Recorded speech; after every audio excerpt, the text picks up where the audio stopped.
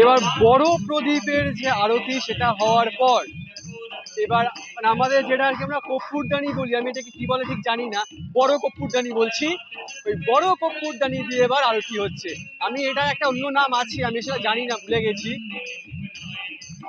পঞ্চপ্রদীপের আদলে যে বড় প্রদীপ হয় সেই প্রদীপে যেখানে রাখা আছে সেই প্রদীপের আরতি শেষ, এখন বড় কর্পূরদানি আরতি চলছে। আমি এটার নাম জানি না, যদি তোমরা জানো আমাকে কমেন্টস বক্সে জানিও প্লিজ।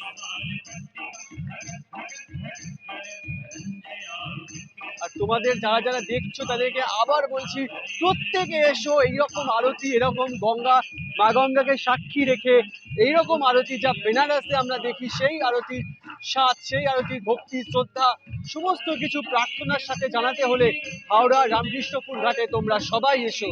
আর আসতে গেলে আমার এই ভিডিওটা সব থেকে বেশি শেয়ার করো, সবার কাছে পৌঁছে দাও যে হাওড়া রামকৃষ্ণপুর ঘাটেও এইরকম একটা আরতি হয়, যার সমাগম এত মানুষ, এত মানুষ, যার সমাগম।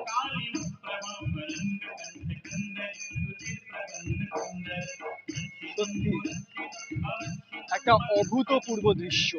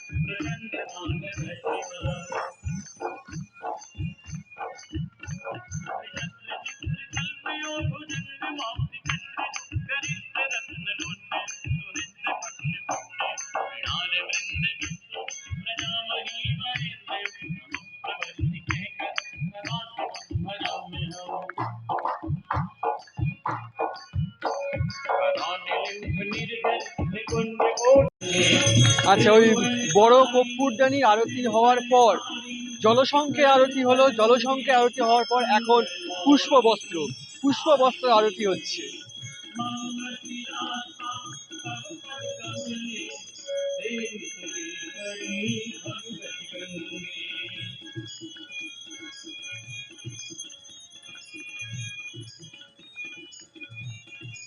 জয় মা গঙ্গা,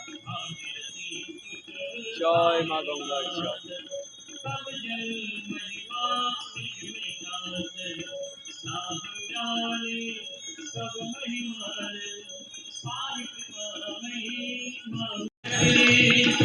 এখন ময়ূরপুচ্ছ পালকের পাখা দিয়ে আরতি হচ্ছে। আর আপনারা চ্যানেলটাকে সাবস্ক্রাইব করুন, এত ভালো ভালো কন্টেন্ট আমি আনার চেষ্টা করছি আপনাদের জন্য, আপনারা সাবস্ক্রাইব করছেন না। প্লিজ চ্যানেলটাকে সাবস্ক্রাইব করে দিন না, এখন 100ও হয়নি, 100 জনের ফ্যামিলি মেম্বার করে দাও প্লিজ।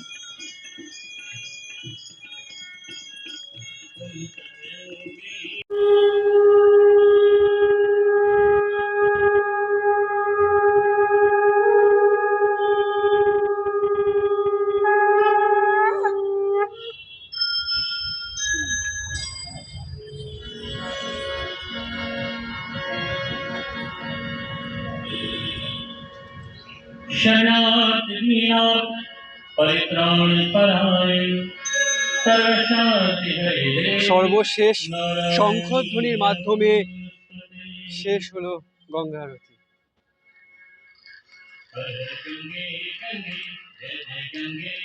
আর এখন চামরের বায়ু দিয়ে আরতির সমাপন।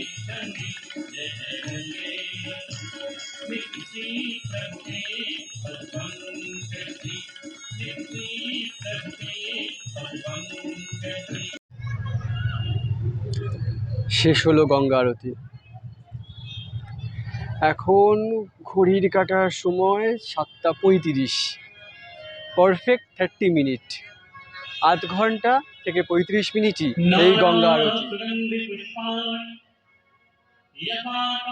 এখন ঠাকুর মশাইরা গঙ্গার জল দিতে গেলেন।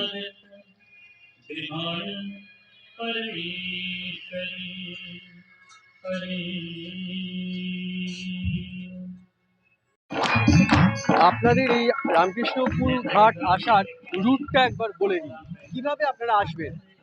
এই যে সোজা রাস্তাটা ওই দিক চলে গেছে, ওই দিক থেকে যে রাস্তাটা সোজা দেখতে পাচ্ছেন, এটা কিন্তু সোজা হাওড়া রেলওয়ে স্টেশনের রাস্তা।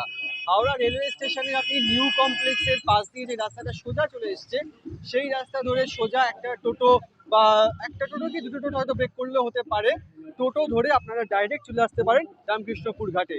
হাওড়া স্টেশন থেকে রামকৃষ্ণপুর ঘাটের ডিস্টেন্স 1.6 কিলোমিটার। আর এই যে রাস্তাটা বাঁদিকে বেঁকে গেছে, যে রাস্তাটা আপনি দেখতে পাচ্ছেন বাঁদিকে বেঁকে গেছে, গাড়ি ঘোড়াগুলো বেরোচ্ছে, এই যে গাড়িগুলো বেরোচ্ছে, ওই রাস্তাটা হচ্ছে হাওড়া ময়দানের রাস্তা। হাওড়া ময়দান থেকে যদি কেউ আসেন তাহলে কিন্তু আপনারা এই রাস্তা দিয়ে বেরোবেন। আর হাওড়া ময়দান থেকে রামকৃষ্ণপুর ঘাট আসার ডিস্টেন্স হচ্ছে 1.3 কিলোমিটার। এই যে গাড়িগুলো সোজা চলে যাচ্ছে, ওটা হাওড়া স্টেশনের রাস্তা, যেটা 1.8 কিলোমিটার রামকৃষ্ণপুর ঘাট। আর এই রাস্তাটা হচ্ছে হাওড়া ময়দানের রাস্তা। হাওড়া ময়দান থেকে রামকৃষ্ণপুর ঘাট আসার ডিস্টেন্স 1.3 কিলোমিটার। আপনারা একটা কি দুটো টোটো ব্রেক করেই আসতে পারেন। ময়দান থেকে হয়তো একটা টোটোই আপনাদের রামকৃষ্ণপুর ঘাট পৌঁছে দেবে। হাওড়া স্টেশন থেকে একটা টোটো পৌঁছে দেবে কিনা সেটা আমি ঠিক জানি না, হয়তো পৌঁছে দেওয়া উচিত। একটা টোটো ধরেই আসতে পারেন এই রামকৃষ্ণপুর ঘাটে। এখনো রামকৃষ্ণপুর ঘাটে কিছু গান চলছে, আরতি হয়ে গেছে কিন্তু কিছু গান এখনো চলছে, এখনো ভক্তদের সমাগম কিন্তু আছে।